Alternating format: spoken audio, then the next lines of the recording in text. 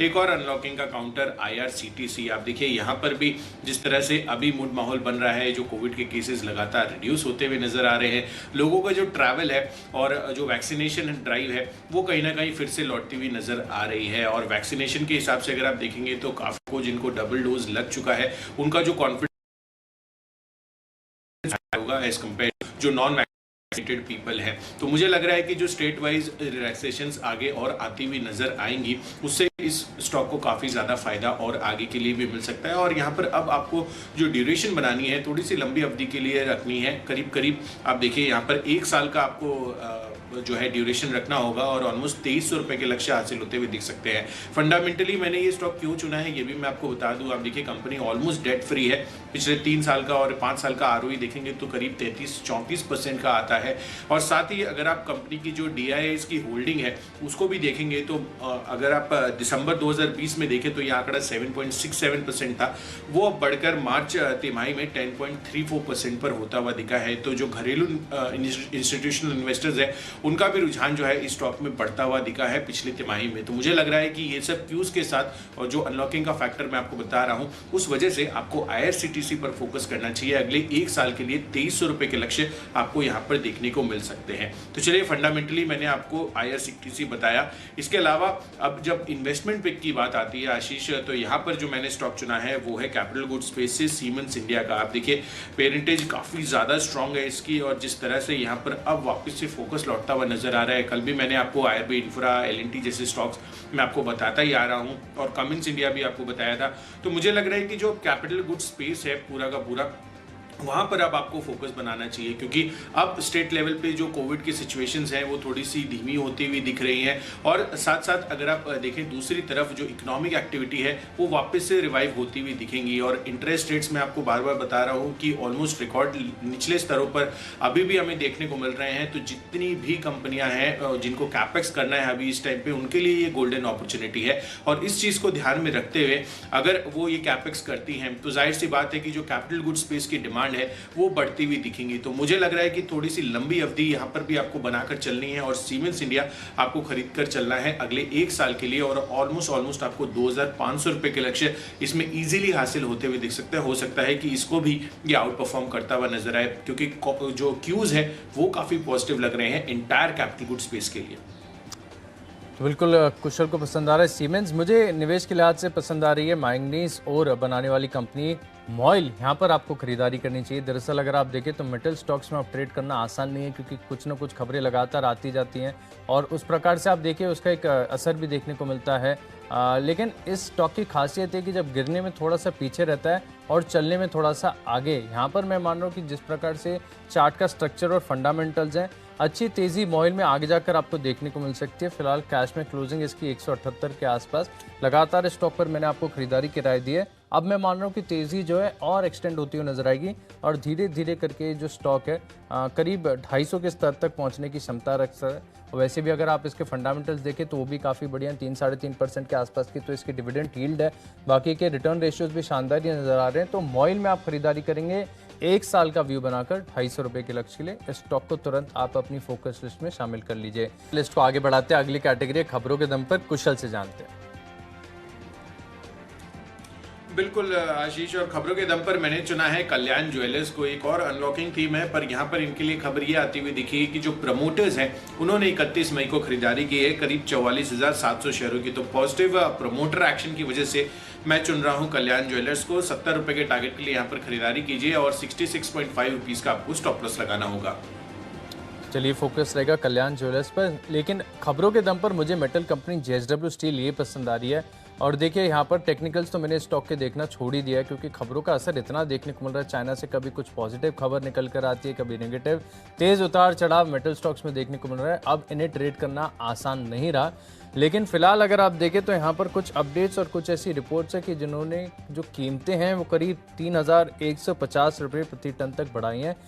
थोड़े दिन पहले वैसे बाजार को अनुमान लग गया था कि जो कीमतें वो बढ़ने वाली हैं। हालांकि ऐसे माहौल में जब चाइना की तरफ से लगातार सख्ती देखी जा रही है, प्रोडक्शन बढ़ाने की भी बातें की जा रही हैं। कल हमने आपको अपडेट देकर ये भी बताया कि टैंगशन में जो पोल्यूशन के चलते प्रोडक्शन कट अनाउंस करने वाले थे स्टील मिल्स, उनको भी कहीं ना कहीं रोल बैक किया गया है। ज़्यादा प्रदूषण उन्हें नहीं घटाना होगा होगा करीब 20 से 30% ही।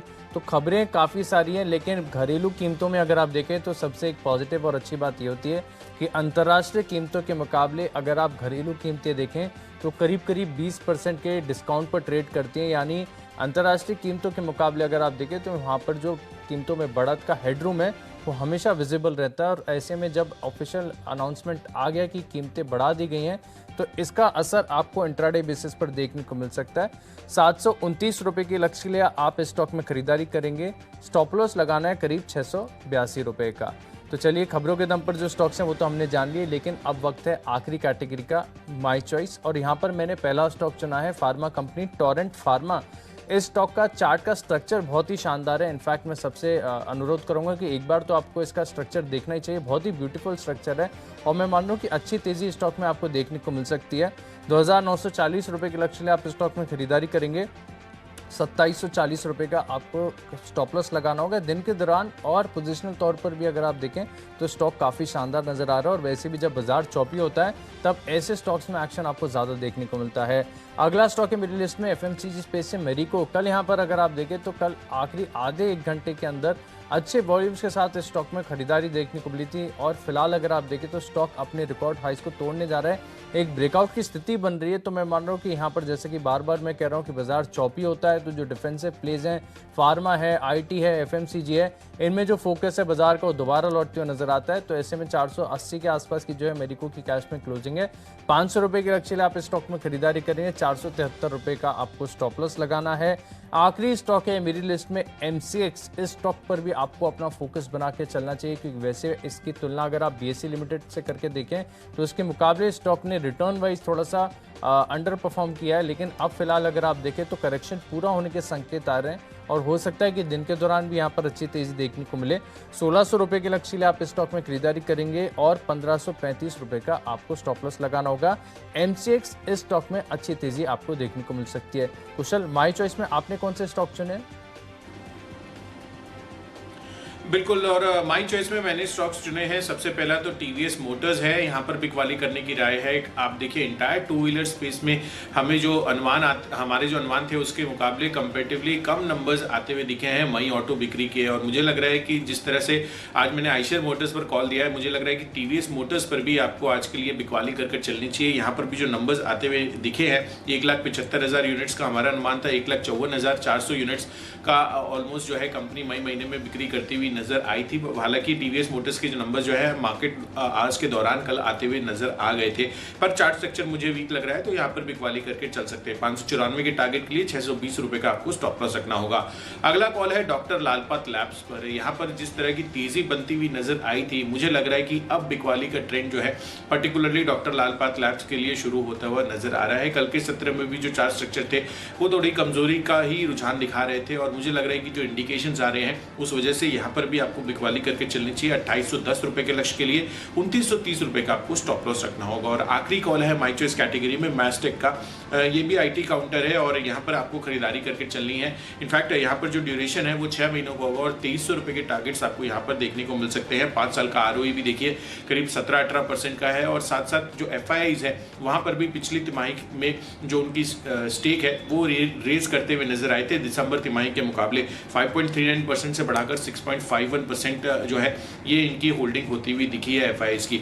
तो मुझे लग रहा है कि जो इंस्टीट्यूशनल होल्डिंग्स है और साथ ही जिस तरह की आरओई ये बता रहे हैं, मुझे लग रहा है कि यहाँ पर अच्छी तेजी आगे के लिए बन सकती है। ऑर्डर बुक भी कंपनी की काफी स्ट्रांग है। तो अगले 6 महीनों में 2300 रुपए के लक्ष्य मास्टेक में भी देखने को मिल सकते हैं।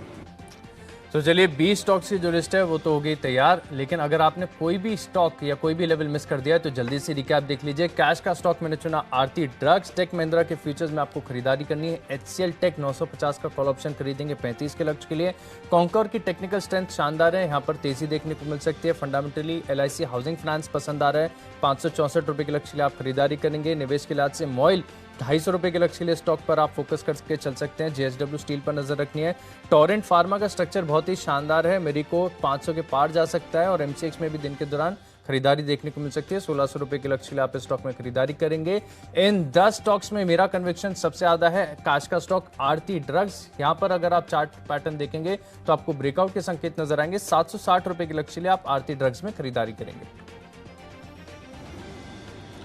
चलिए कैश स्पेस से कच्चे तेल में जो तेजी हुई है, ऑयल इंडिया पर फोकस बनाइए अपना। साथ ही फ्यूचर्स में आयशर मोटर्स बिकवाली करके चलिए। मई ऑटो बिक्री आंकड़े थोड़े से अनुमान से कमजोर आए हैं। साथ ही अदानी पोर्ट्स और अपोलो हॉस्पिटल चार्ट स्ट्रक्चर्स बेहद मजबूत लग रहे हैं। ऑप्शंस और टेक्निकल पिक पर खरीदारी करके चलिए। फंडामेंटली आईआरसीटीसी यहां पर अगले एक साल में 2300 रुपए के लक्ष्य हासिल होते हुए दिख सकते हैं। इन्वेस्टमेंट के हिसाब से सिमिलर ड्यूरेशन में सीमेंस भी आप खरीद कर चल सकते हैं। कैपिटल गुड स्पेस आगे के लिए काफी बड़ा फोकस बन रहा है। कल्याण ज्वेलर्स प्रमोटर ने जो खरीदारी की है उस वजह से यहाँ पर आपको आज के लिए ट्रेड बनाना है अपनी खरीदारी का।